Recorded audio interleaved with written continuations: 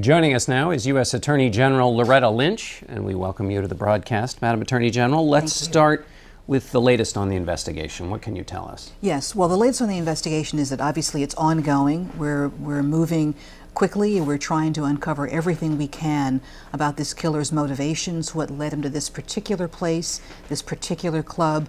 Why did he target the LGBT community, a community that so often is the victim of hate crime in both an act of hate and terror.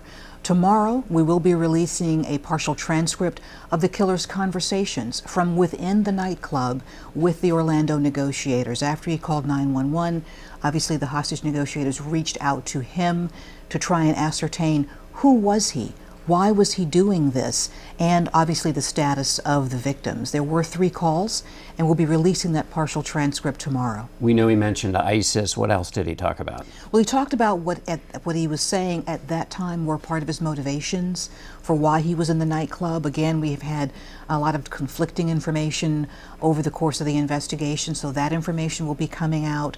And we do want to be as transparent as possible in this investigation so people can see not only what he was thinking, what he was doing, but also the kind of information that we're looking at. We know about that ISIS piece. What other pieces of the puzzle? Did he mention that this was a LGBT nightclub in his conversation? He didn't in that conversation, but obviously we know that he apparently had some concerns or issues with the LGBT community. As I mentioned before, this is a community that is often targeted by acts of hate, and so we're very concerned about that issue as well. It was also Latin night at the club, so again, we're very concerned about the motivations that led him to that particular club at that particular place, and we want to make sure that those communities know that we are there to protect them as well. What's your bottom line assessment of his connection to ISIS? Well, right now we don't have any information that shows that he was being directed by anyone overseas, but we do have information that shows that over the course of time he, like sadly too many individuals, was consuming radical jihadist information online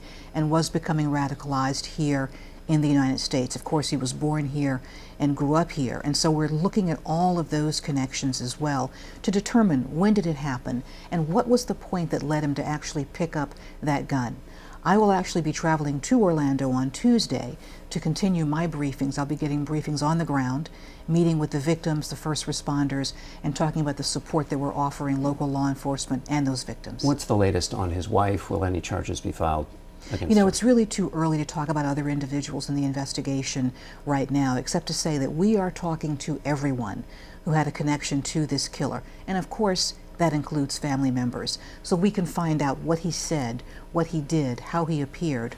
All of that will be factored into the investigation.